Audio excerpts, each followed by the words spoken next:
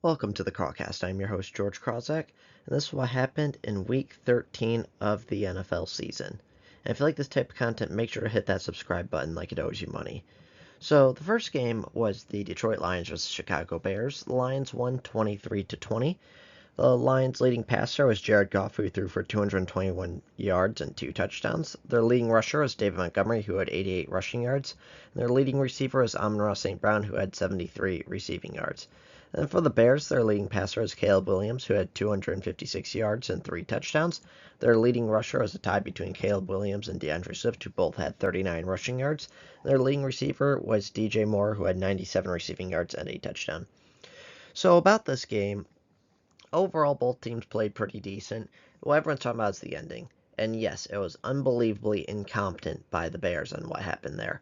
So what I think what happened is this is what just me eyeballing it seemed like. So they go up to the line. First of all, Caleb Williams takes that sack, which I don't know if they're running a QB draw. It kind of looked like it, but Zadarius Smith, for whatever reason, just comes in unblocked, and that was just a horrible play by the Bears.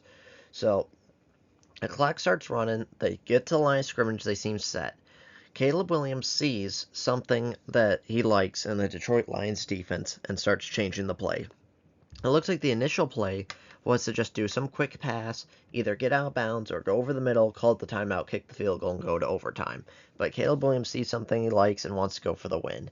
At that point, when Caleb Williams is kind of struggling to get the play call down and you see the clock running down, Matt Eberflus should have called a timeout and just kind of reset the play and decide to go for a field goal or to go for a touchdown or kick the field goal.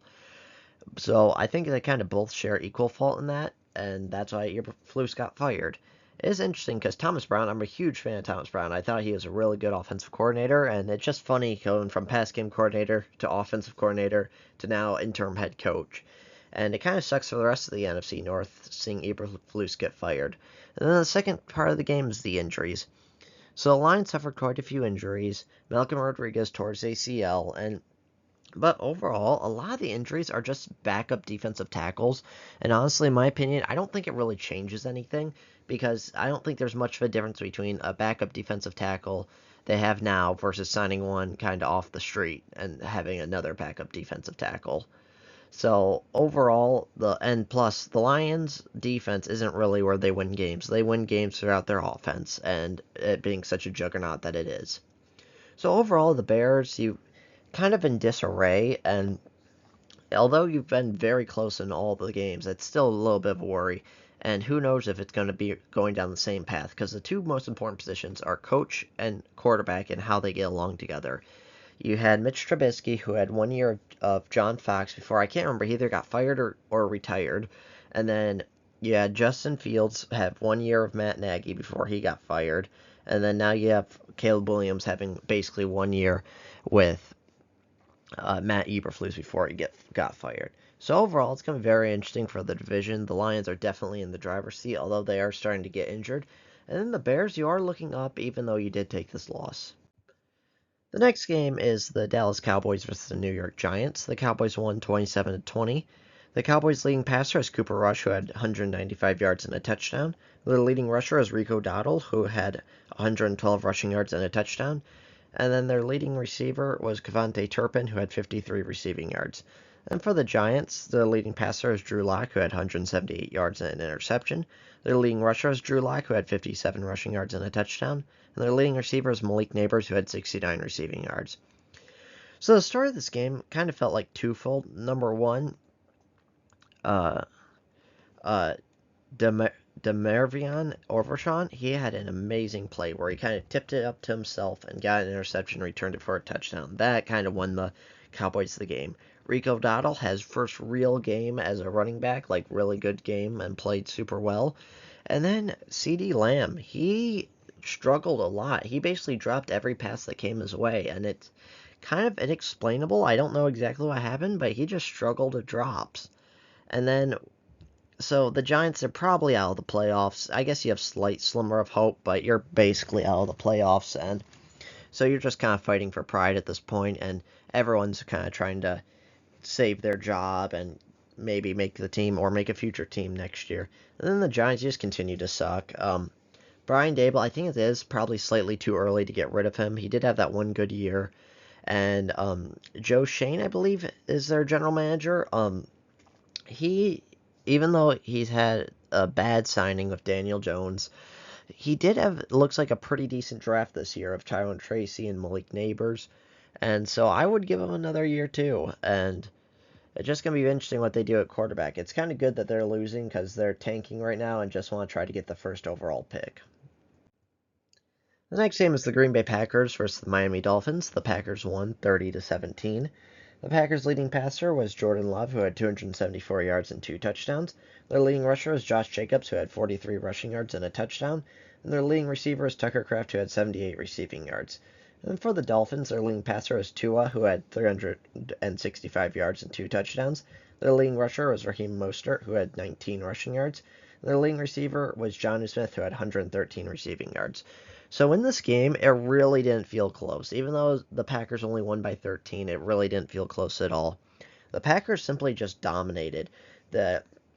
Ever since on their first when the Packers punted after their first drive and the Dolphins muffed the punt, it just felt like all gas and no brakes.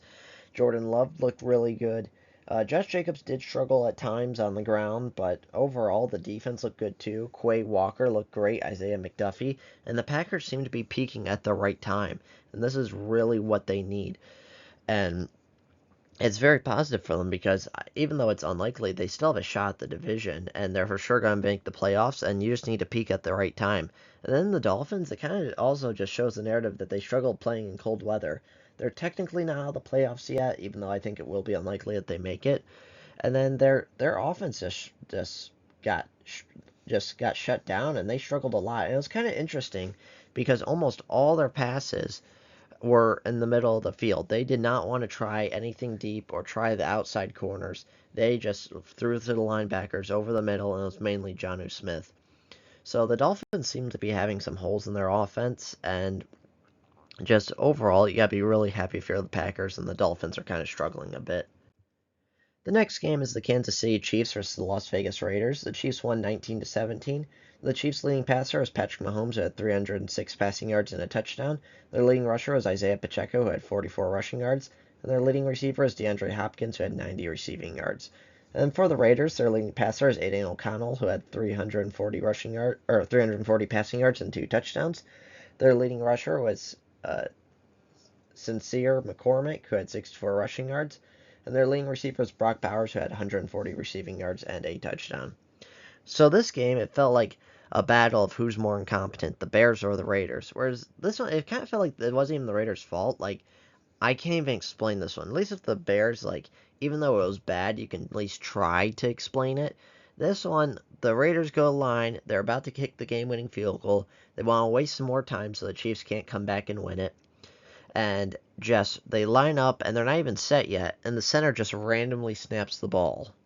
I can't explain it. It makes no sense. The Raiders should have won this game. Aidan O'Connell actually played really good, and the Chiefs really didn't play that great. And this is why I'm saying I don't think the Chiefs will be a Super Bowl team or maybe even a deep playoff team. It's because of stuff like this where they should have lost, and they just somehow lucked their way into a win. And it really makes no sense. And the Chiefs just are not a good football team this year, and they somehow keep on winning. And so I think you really got to be worried if you're the Chiefs. And then the Raiders, you got to be at least a little happy. Aidan O'Connell look good, and I think Brock Bowers definitely needs to be in consideration for offensive rookie of the year because he's played amazing this year. And I get it, it feels a little bit like a quarterback award, and there's talk about Bo Nix, and there's talk about Jaden Daniels, but I think Brock Bowers definitely at least needs to be in the conversation of offensive rookie of the year. The next game is the Pittsburgh Steelers versus the Cincinnati Bengals. The Steelers won 44-38. The Steelers' leading passer was Russell Wilson, who threw for 414 yards, 3 touchdowns, and an interception. Their leading rusher was Najee Harris, who had 75 rushing yards and a touchdown. And their leading receiver is George Pickens, who had 74 receiving yards and a touchdown. And for the Bengals, their leading passer is Joe Burrow, who threw for 309 passing yards, 3 touchdowns, and an interception. Their leading rusher is Chase Brown, who had 70 rushing yards and a touchdown. And their leading receiver was Jamar Chase, who had 86 receiving yards and a touchdown. So Russell Wilson looked pretty good in this game. He threw the pick six, which felt like it kind of wasn't his fault. It felt like that should have been pass interference, but anyways, he threw it. And then George Pickens, he needs to stop being stupid, essentially, because it feels like every single time he makes a good play, he offsets it by a 15-yard unnecessary roughness penalty, or unsportsmanlike conduct penalty. He just needs to play smarter, and there's a reason why he fell in the draft. Because everyone's talking about, like, oh, he's supposed to be a first-round pick. Why did he fall in the second round? This is why. He kind of has a bad personality. And then just the Bengals, man. I think Joe Burrow definitely needs to be in the MVP conversation, and they're like have a historically bad defense in the sense that their offense feels like they've been near perfect every single game. They've been playing great. Joe Burrow's been playing great. Jamar Chase has been playing great, and they just keep on losing. So their defense is so terrible, and that's why I hate when kind of people use wins and losses as a quarterback stat because it feels like almost all it like compare it to the Chiefs. Patrick Mahomes really hasn't been playing that great in a lot of his games, yet he keeps on winning. And then Joe Burrow's been playing it feels like almost perfect in all his games, and he keeps on losing. So overall, the Bengals yeah, be happy to have a good offense, but your defense is just struggling, and there's really no hope for you, and the Bengals are probably out of the playoffs. The next game is the Minnesota Vikings versus the Arizona Cardinals. The Vikings won 23-22. The Vikings' leading passer is Sam Darnold, who threw for 235 yards and 2 touchdowns. Their leading rusher was Aaron Jones, Sam Darnold, and Cam Akers, all of 22 rushing yards. And their leading receiver is Justin Jefferson, who had 99 receiving yards. And for the Cardinals, their leading passer is Kyler Murray, who threw for 260 yards, 1 touchdown, 2 interceptions. Their leading rusher is James Conner, who had 68 rushing yards. Their leading receiver is Trey McBride, who had 96 receiving yards. So for this game, it felt like the Cardinals should have won, but Kyler Murray did struggle a bit, and he's just been off. Like it felt like he's a little bit streaky in the sense where he has a streak of a lot of great games and a lot of terrible games, and now he's on a streak of terrible games and really hasn't gotten back to his great games yet. And then it is interesting that the Vikings did bench Aaron Jones. He is clearly their best running back, but he did have a really bad fumble, and he has been having fumbling issues. He did have fumbling issues with the Packers. And then, but when they needed him most, he caught the game-winning touchdown. So that is kind of interesting to me in the sense that how do you play that in the sense of it's a great player, do you bench him if he has fumbling issues, or do you just stick him in there? Either way, he kind of redeemed himself at the end, and overall, the Vikings, they just keep on winning. Their defense looks pretty good. Their offense is great, and it's going to be very interesting how the playoffs shake out with the Packers, Lions, and Vikings because they all seem just really great and could go any way. And with the Cardinals, you're behind in the division, and you gotta start panicking a little bit. Kyler Murray has not been playing up to his standards, and then your defense has no real stars, but they've been playing above average and better than expected. The next game is the Los Angeles Chargers versus the Atlanta Falcons. The Chargers won 17-13. The Chargers' leading passer is Justin Herbert, who had 147 passing yards. Their leading rusher is Gus Edwards, who had 32 rushing yards. And their leading receiver is Ladd McConkey, who had 117 receiving yards. And for the Falcons, their leading passer is Kirk Cousins, who had 245 yards and 4 interceptions. Their leading rusher is Bijan Robinson, who had 102 rushing yards and a touchdown. And their leading receiver is Ray McCloud, who had 95 receiving yards. So for this game, both offenses struggled quite a bit. Kirk Cousins basically just collapsed, and it's hard to explain why. Like, over the past few weeks, he's just been playing terrible. They still have a shot at winning their division and making the playoffs, but Kirk Cousins just needs to improve drastically. I see people saying put in Michael Penix Jr., and I disagree with that because even though Kirk Cousins is playing really bad right now, he was playing really good earlier in the season, and so that shows that he can run the offense well, and he is sort of back, but just I don't think Michael Penix Jr. will give you as great of an option of making the playoffs. And then I think the Chargers are also struggling a lot. Their main issue is Ladd McConkey's their only receiver. Quentin Johnston can't catch the ball, and everyone else is struggling to get open.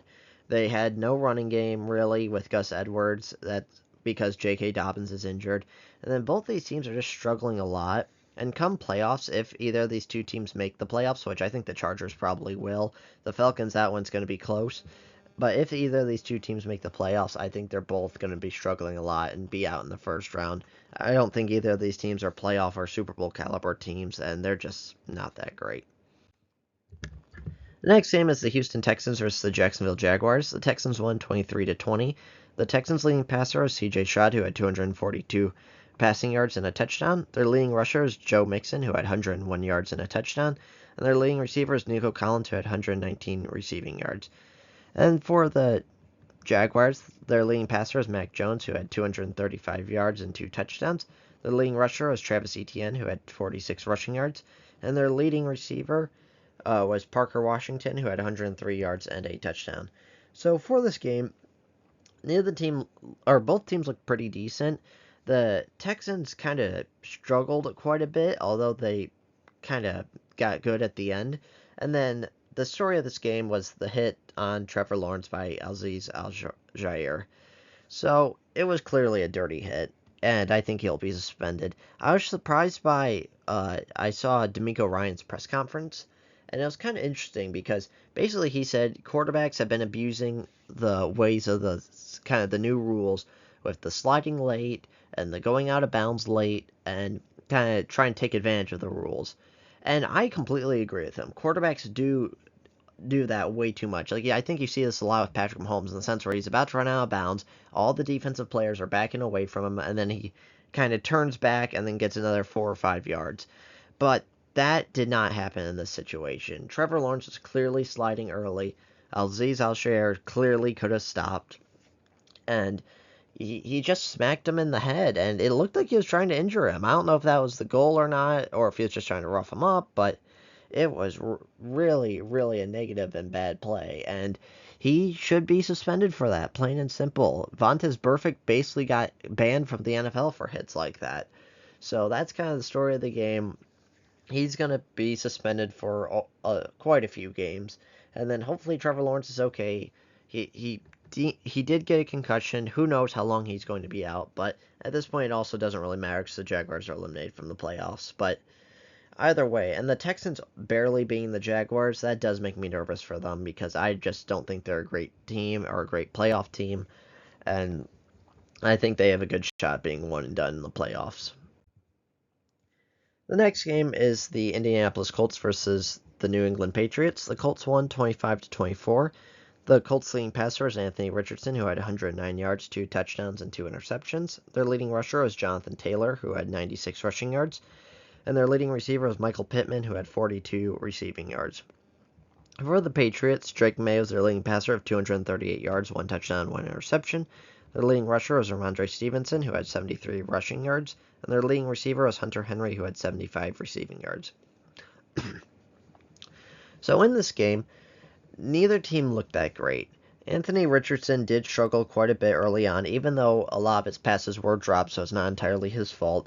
Although he did come up in clutch time when it mattered most. Neither of these teams are that great. Neither of them are going to make the playoffs, and Anthony Richardson has kind of had a bad game after having it look like a couple of nice performances. He's struggled a lot in this game. And then Drake Maye, he played decent, although not great. And I think Drake Maye has shown at least more potential than Anthony Richardson, even though Anthony Richardson did get the win here. And I just think neither of these teams are that good, and it'll be interesting what they do come draft time. If Anthony Richardson can improve next year, and then Drake Maye, can he also make a second-year jump? The next game is the Seattle Seahawks versus the New York Jets. The Seahawks won 26-21. The Seahawks' leading passer is Geno Smith, who had 206 yards and 1 touchdown. Their leading rusher was Kenneth Walker, who had 49 rushing yards. And their leading receiver was Jackson Smith-Njigba, who had 74 receiving yards.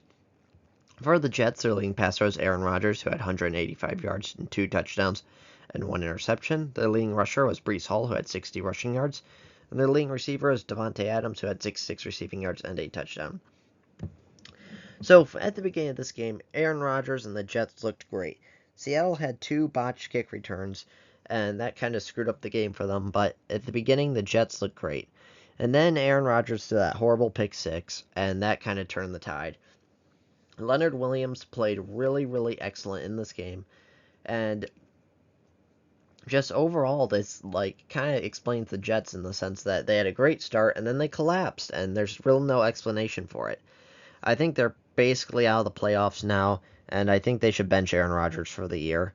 And this is why I say that. Because you're going to have a whole new team. You're going to have a whole new coaching staff. You're going to have a new general manager. And then I'd kind of leave it up to them. Say, like, okay, new head coach, whoever it is, do you think that in the draft and using your coaching style, you can take this Jets team that has Aaron Rodgers, Devontae Adams, and Garrett Wilson and potentially win the Super Bowl next year? Or do you think it's better to just blow it up and start from scratch? And so I'd bench Aaron Rodgers for the rest of the year to give that coach that option starting next year. Because if Aaron Rodgers does get injured, then the Jets are kind of forced to keep him. So that's just, I think, the strategy the Jets should do. And for the Seahawks, you got to be happy. You got a decent record. Geno Smith is playing better.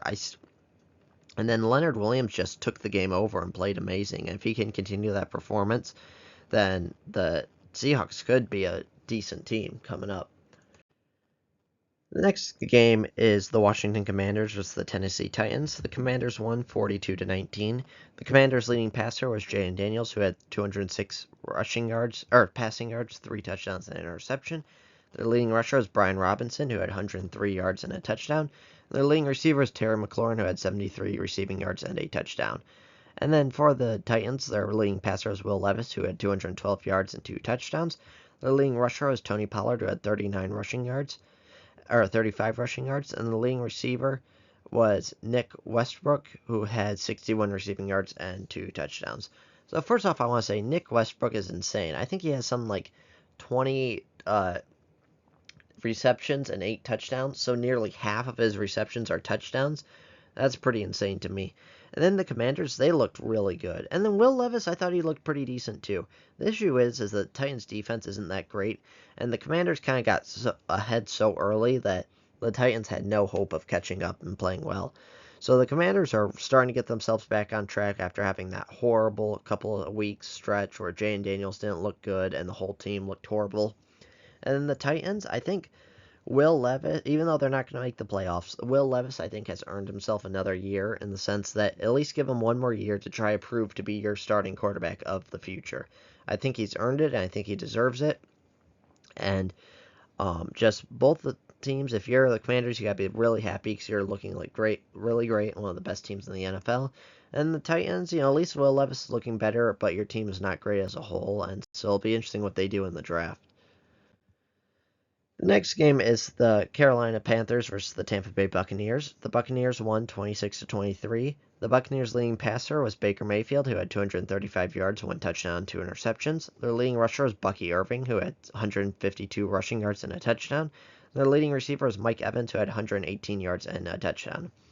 And for the Panthers, their leading passer was Bryce Young, who threw for 298 yards and a touchdown. Their leading rusher was Chuba Hubbard, who had 43 rushing yards.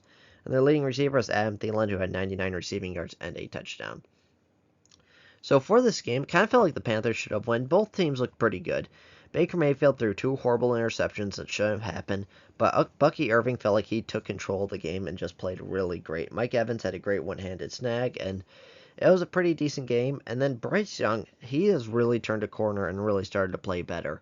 And I think he's earned himself at least another year of proving himself to potentially be the Panthers franchise quarterback. He still hasn't gotten, his win that felt like he's deserved in the past few weeks, but just overall, Bryce Young has just been playing great. They would have won if Chuba Hubbard didn't fumble right at the end there, and Adam Thielen, even though he's old, he's looking really great too.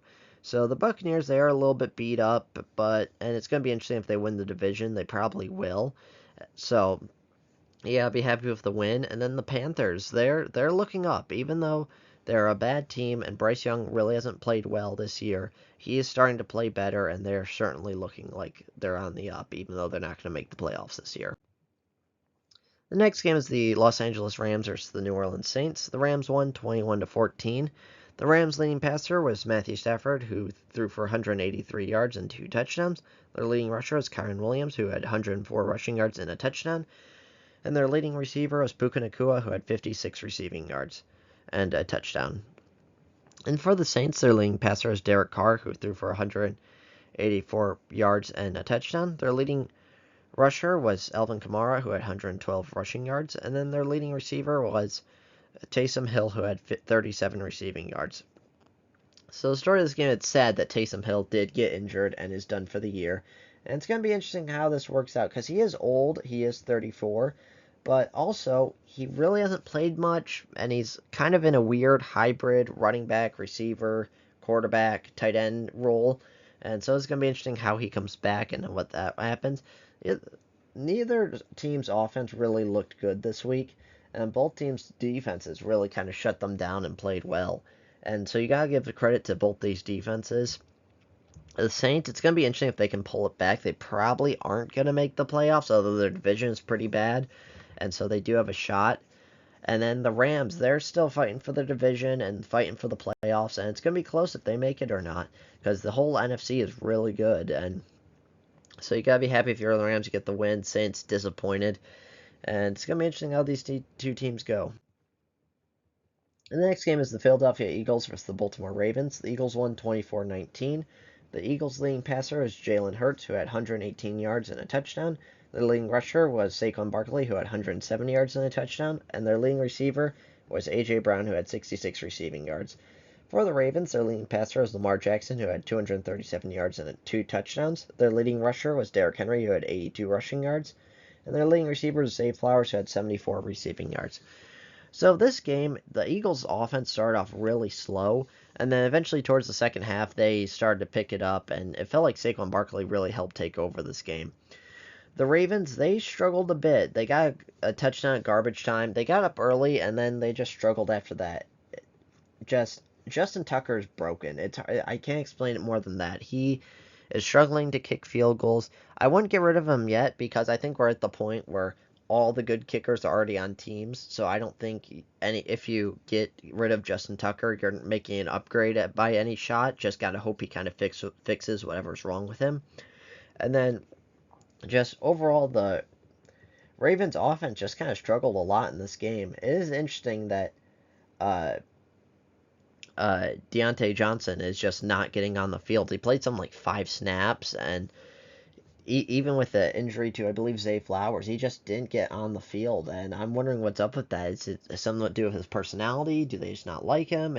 Because he is not that worst receiver. He's not that great, but he's not terrible. And it's just interesting why he can't get on the field at all. And then the Eagles, you gotta be happy with the win, even though it was a bit of an ugly win. This is what concerns me for the Eagles for the playoffs, is they always start out slow and then have a great second half. And that's going to be a problem come playoff time, because you need to have full, complete games when you're against the Lions or the Packers or the Vikings. So it's going to be very fascinating how that goes in the playoffs. The next game is the Buffalo Bills versus the San Francisco 49ers. The Bills won 35-10. The Bills' leading passer was Josh Allen, who had 148 passing yards and 2 touchdowns. The leading rusher is James Cook, who had 107 rushing yards and a touchdown. And their leading receiver is Dawson Knox, who had 56 receiving yards. And for the 49ers, their leading passer was Brock Purdy, who had 94 passing yards. Their leading rusher was Jordan Mason, who had 78 rushing yards. And their leading receiver was Jawan Jennings, who had 56 receiving yards. So for this game, the Bills dominated flat out, plain and simple. They dominated the entire game. It is interesting. There was a great play where Josh Allen, where he threw a pass to Amari Cooper. He caught it and then pitched it back to Josh Allen. So I have an issue with this play in the sense that I don't know why it counts as a receiving touchdown and a passing touchdown for Josh Allen. This is how I feel about it. It's like, I'm fine I think it should be at least a rushing touchdown for Josh Allen, maybe a passing touchdown. I'd say I don't know about this, because this is how I feel about it. So since Amari Cooper threw it backwards and pitched it backwards to Josh Allen, it should count as a fumble. So I think it'd be the equivalent of Josh Allen recovering a fumble in the end zone. I don't know if that'd give him a passing touchdown. Like, let's just say he threw a pass to Amari Cooper, and Amari Cooper fumbled it in the end zone, and Josh Allen picked it up in the end zone. I think that's what it should count as a kind of a rushing touchdown for Josh Allen, and don't give him the receiving yards. That's just my opinion on it. And then the Bills, they're definitely the best team in the AFC, I'd say. I think they have a long way to the Super Bowl, but their defense is playing great, their offense is playing great, and they are definitely the best team in the AFC. And then the 49ers, their season is done. It's going to be tough to make the playoffs. Christian McCaffrey's out for the year. They've just been beat up and struggling with injuries all year, plain and simple. Injuries to their key stars, and you just can't win without your stars. And they're just playing bad. They don't have the personnel, and their season is done. And it just sucks for them because they could have been a good team, but overall, it's just done. The final game of the week was the Broncos versus the Browns. The Broncos won 41-32. The Broncos' leading passer is Bo Nix, who had 294 yards, 1 touchdown, 2 interceptions. The leading rusher was Jaleel McLaughlin, who had 84 rushing yards. And their leading receiver is Marvin Mims, who had 105 receiving yards and a touchdown. And for the Browns, their leading passer was Jameis Winston, who had 497 passing yards, 4 touchdowns, and 3 interceptions. Their leading rusher is Jerome Ford, who had 41 rushing yards. And their leading receiver is Jerry Jeudy, who had 235 yards and a touchdown. So for this game, again, this is what I've always said about Jameis Winston. He's on a spectrum in the sense that he will either play horrible or play great. There is no average. There is no middle ground. So he basically threw 6 touchdowns. Unfortunately, 2 of them were for the other team. And both of these defenses just played terrible. It was kind of a bad game all around. Bo Nix didn't play that great. The Broncos defense played horrible. The Browns defense also really didn't play that great. And both teams had pick sixes. And the one story I do have to say that I feel really bad for is I feel bad for Nick Chubb. Even though he caught a touchdown, he is clearly not himself anymore. And I think his career might be close to being done at this point. Just because the knee injury really screwed him up and he has not been able to show that he can be a lead back anymore. And then Jameis Winston, this does get me curious on what would have happened if they started him at the beginning of the season. Because, again, I understand he has a lot of really bad plays, but he has a lot of good plays too. Whereas Deshaun Watson really felt like he couldn't move the offense at all and had no great plays. And then Jerry Jeudy almost broke the receiving yards record, most receiving yards in a game record. He had played great. It was his really first great game as a Brown. And then overall, just you're the Browns. You at least had some fight in you. You're not going to make the playoffs, but at least you had some fight. And then the Broncos, this gotta worry you. Your defense played horrible and struggled to cover receivers. They kind of remind me a little bit of the Cardinals defense in the sense that you don't really have a lot of stars, but everyone's stepping up and playing great. And this really concerns you because if Bo Nix doesn't play amazing in the playoffs, you're probably not going to do that well. So I think there's kind of a lot of cause for concern after this game. So that is what happened in Week 13 of the NFL season. Let me know your thoughts in the comments below. If you like this type of content, make sure to hit that subscribe button like it owes you money. I'll see you in the next one.